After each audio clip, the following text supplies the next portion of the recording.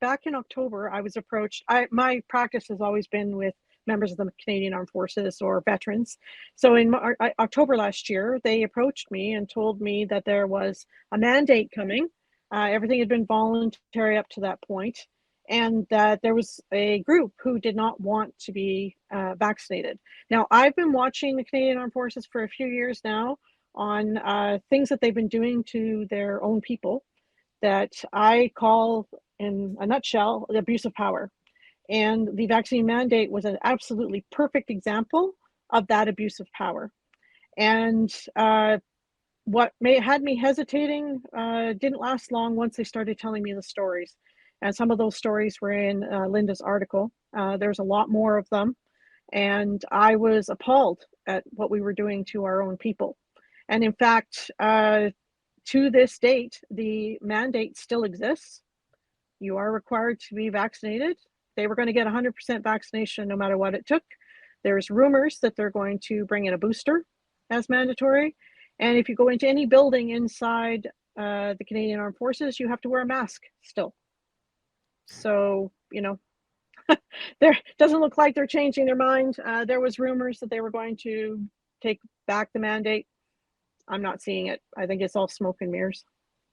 Well, and something that was pretty appalling, like this was beyond what you would see, say, in the private sector even, or other government areas where they'd say, this is the mandate, get vaccinated, or we're going to release you without pay, or possibly even permanently fire you. There was harassment and shaming and a number of other issues going on to try and essentially really force and coerce people into taking a vaccination they didn't want. It was truly a psychological operation. People were physically isolated, whether it was the infantry guys that were put into an unheated tent in December, or Navy guys who were forced into a room together every day, completely isolated. People that were told that before the mandate, they were working from home with no issues, doing their job. All of a sudden, they were told they weren't allowed to come near the base without their CO's permission to even use the gym, go to the medical facilities, do anything they needed to do. They had to get their commanding officer's permission before they could even come on the base. So the people in my group say they felt like they were, the unclean, completely discriminated against. And this is an armed forces that we have the Chief of Defense Staff going on the news and saying it's all inclusive and they want to welcome everybody, they'll accommodate everybody. I even have chaplains, Catholic priests who asked for a religious accommodation that were denied, saying that their belief wasn't sincere enough. I mean, I don't know how you get more sincere in your religion than being a priest, but that's what they were told. I had people denied religious accommodations for the wrong religion. They weren't even the religion they were denied on.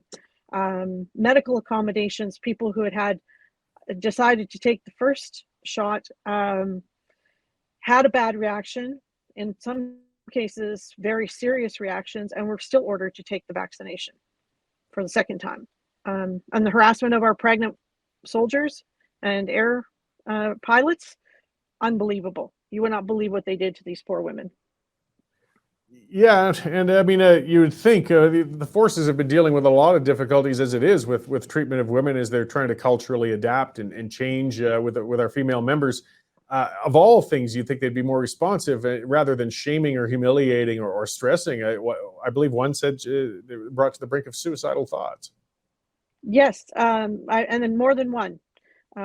Thankfully, I have a really good team of people who, when we keep a close eye on our members in the lawsuit, and if we get any indication that there's mental health issues, we, get band together and we keep an eye on people. We get them help that they need.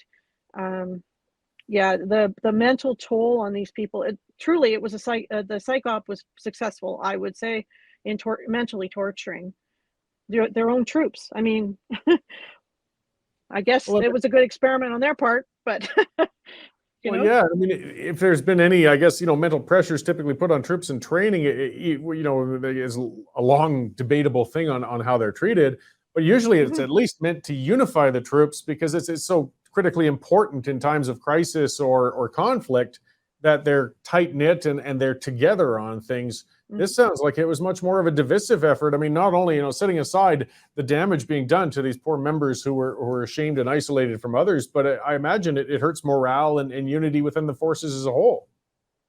Well, they already had a huge morale problem before last fall.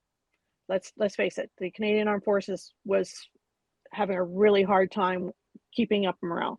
Then they bring this in, and as word started to spread, I mean, we have a small military. Doesn't take long for anything to spread through the ranks. And after what has happened, my feedback from people, even people who have fully vaccinated, had nothing to do with the lawsuit. The feedback I'm getting from them is that the morale has sunk to a low they never ever expected, because they did not expect to be treated this way by their chief of defense staff. We have no faith in the ranks for the officers. People do not trust the officers. They don't trust their chain of command. And if you don't have trust in your chain of command, you don't have a military, because you have to absolutely have tight knit trust between all the ranks and trades in order to execute anything in the military. We don't have it. Well, that's another problem is trust has been shattered. And even if, as you said, it sounds questionable, even if the mandates are lifted and people did return to the forces, I mean, a lot of them at this point, I imagine, don't want to return to that environment. Or if they did, they wouldn't be feeling comfortable or in a trustworthy environment at this point.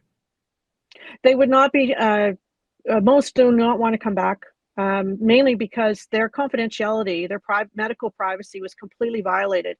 And everyone knows who they are. Everyone knows their medical status, which should never have happened. Not just for general medical privacy rules, but under the CAF's own policies, you should never know medical information about another person. But here is the catch. The rumor was that if they lifted the mandate, they were going to allow people to return. But if you've been released under a 5F, which is a not suitable for further service, and in this case, the CDS has said you have a moral weakness if you chose not to have the vaccination shots. The only person who can allow you to come back in is the chief of defense staff, the same guy that is on the news calling these people terrible things, saying they have no honor, they have no morals, they have no ethics. Do you really think he's going to let these people come back? I don't think so. I imagine there's going to be a lot of research and planning and things done, but I guess, was there any evidence that non-vaccinated people caused any harm or damage, I guess, while serving within the forces? Or, I mean, there should be proof of how dangerous these non-vaccinated people were, I would imagine, wouldn't there? Well, let's put it this way. Not a single member of the Canadian Armed Forces died of COVID. And not the outbreaks that have happened, they tried to keep them really quiet. But as I said, it's a small military. Rumors and information travels. All of the outbreaks involved vaccinated members of the military, not unvaccinated. So It just gets so they frustrating. didn't cause any harm. Yeah. I mean, we've had problems with our veterans and our military and how they're treated in Canada for decades. This is just sort of the latest thing. And I mean, people forget we're asking a heck of a lot of people. I mean, it's a calling rather than a trade, I would imagine. I mean, it's not a path to easy money. It's not an easy lifestyle. You have to really love what you're doing to want to do that. And as we shame and punish our members who've chosen to do that, it's just more of sort of a shameful on our part as Canadians. It truly is. These people that have undergone this whole process, we're talking about very honorable people who have chests full of medals, which are not an easy thing to get in our military, people who have served for decades without a single mark on their record. They've never been in any trouble before. I would put my life on the line for any one of these people in my lawsuit, no questions asked. These are very honorable people, and they did not deserve what has happened to them since the mandate came in. So, at what stage is this action in right now? Then, I imagine you're still collecting other participants and gathering information. Like, is a statement of claim been filed? Or I don't understand how all of that necessarily works, to be honest. Yeah, the statement of claim is ready, but we have to have a lot of our information ready to file within 30 days. There's just under 300 people in the lawsuit now. I have 70 more in the past week who have approached me. And as you can imagine, getting that much information from that many people takes some time. We're also lining up our experts to put in the claim. So we're clicking right along, but I do expect to file a statement of claim, hopefully by no later than the end of this year. And the other thing is that this lawsuit is being funded by crowdfunding. I am not being paid for this. It's being run through the Valor Legal Action Center. And so everybody is collecting donations because I didn't want someone to not participate because they couldn't afford it. I feel that it doesn't matter whether you're one of my light colonels or whether you're a private who hasn't been in very long but stood up for what you believed in. Should not be a reason. Money should not be a reason you can't participate. So that's the other thing to note, that this is a grassroots, if you will, application to say that Canadian Armed Forces cannot get away with treating their people in such a poor manner. And these things take time. I mean, the members are already having a hard time. They've been pushed out of their jobs. And as you said, I mean, the filing might not come towards the end of the year. So it could be a couple of years before this is resolved, I imagine. It's going to take some resources and money. Yes, it will. Yeah. But they're dedicated. They are a fantastic group of people. They're all pulling together and volunteering their time as well. And we're putting it together because they want to serve in the military that they actually signed up to serve, not the one that's actually exists at this time. Yeah, well, I really appreciate your work on this and the ongoing work. So just to remind everybody then, where can they find information if they wanted to support this, or if perhaps there are other military members who need some help at this time? If they go to valorlegalactioncenter.org, that's our website, and Valor has the U in it and a Canadian spelling, of course, and it has information on there on how to reach our office, or if you want to support the cause, there's information there as well.